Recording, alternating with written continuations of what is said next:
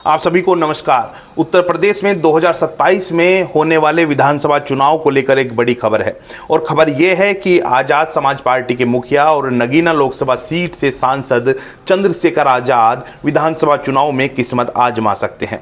मेरठ जिले की हस्तिनापुर सीट से चंद्रशेखर आजाद के चुनाव लड़ने की चर्चा जोर पकड़ रही है। हस्तिनापुर सुरक्षित सीट है और आजाद समाज पार्टी के नेता बदर अली ने सोशल मीडिया पर एक पोस्ट किया है जिसमें साफ तौर पर लिखा है कि चंद्रशेखर आजाद का हस्तिनापुर से चुनाव लड़ना प्रस्तावित है।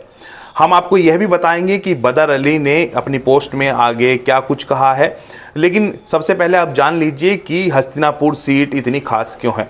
खास इसलिए है क्योंकि यह एक तथ्य रहा है कि जिस पार्टी का विधायक हस्तिनापुर से बनता है उसी पार्टी की सरकार सूबे में बनती है। तो कहीं ना कहीं हस्तिनापुर से चुनाव लड़कर चंद्रशेखर आजाद यह भी मैसेज देना चाहते हैं कि सूबे में उनकी सरकार बनेगी या फिर उनके बिना किसी की सरकार नहीं बनेगी। खैर, ये तो वक्त बताएगा कि चुनाव का परिणाम क्या रहने वाला है, लेकिन फिलहाल हस्तिनापुर से भाजपा के दिनेश खटीक विधायक हैं और योगी सरकार में वह मंत्री भी हैं। पिछले दिनों दिनेश खटीक का एक बयान भी काफ़ी चर्चाओं में रहा था जिसमें उन्होंने कहा था कि हस्तिनापुर श्रापित भूमि है और वह 2 बार विधायक बन चुके हैं, लेकिन तीसरी बार हस्तिनापुर से चुनाव नहीं लड़ेंगे। हालांकि बाद में उनकी ओर से कुछ सफाई भी पेश की गई थी। अब देखना होगा कि भाजपा की ओर से कौन चुनाव लड़ता है। क्या चंद्रशेखर आजाद खुद चुनाव लड़ते हैं या फिर ये महज एक चर्चा बनकर रह जाएगा। और तीसरी बात ये भी है कि समाजवादी पार्टी से कौन चुनाव लड़ेगा। समाजवादी पार्टी से जो सबसे बड़ा नाम इस सीट पर बना रहता है वो है पूर्व विधायक योगेश वर्मा का, और योगेश वर्मा अगर चुनाव लड़ते हैं तो त्रिकोणीय मुकाबला देखने को मिलेगा। हालांकि चर्चा ये भी रहती है कि योगेश वर्मा सुरक्षित सीट से नहीं बल्कि किसी अन्य सीट से भी चुनाव लड़ सकते हैं।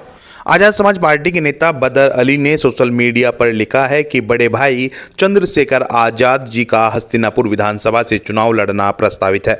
आजाद समाज पार्टी बीजेपी के खिलाफ है, इससे बड़ा सबूत जनता को और क्या चाहिए।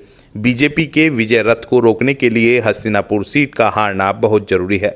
इतिहास रहा है कि जो हस्तिनापुर जीतता है वो उत्तर प्रदेश की सत्ता में शामिल रहता है। भाई चंद्रशेखर आजाद जी की जीत तो हर हाल में पक्की है। इंशाअल्लाह अब देखना यह है कि उत्तर प्रदेश में सत्ता में या तो आजाद समाज पार्टी शामिल होगी या फिर इतिहास बदलेगा। बीजेपी को हराने का इतना बड़ा जोखिम इस देश में कोई और नेता नहीं उठा सकता। इस खबर से जुड़ी जो भी जानकारी हमारे पास आएगी हम आपको देते रहेंगे। हमारे साथ जुड़ने के लिए आपका बहुत बहुत शुक्रिया। आप हमारे चैनल को सब्सक्राइब कीजिए, फेसबुक पेज को फॉलो कीजिए, हमारा सहयोग और समर्थन भी करते रहिए। आप सभी को एक बार फिर नमस्कार।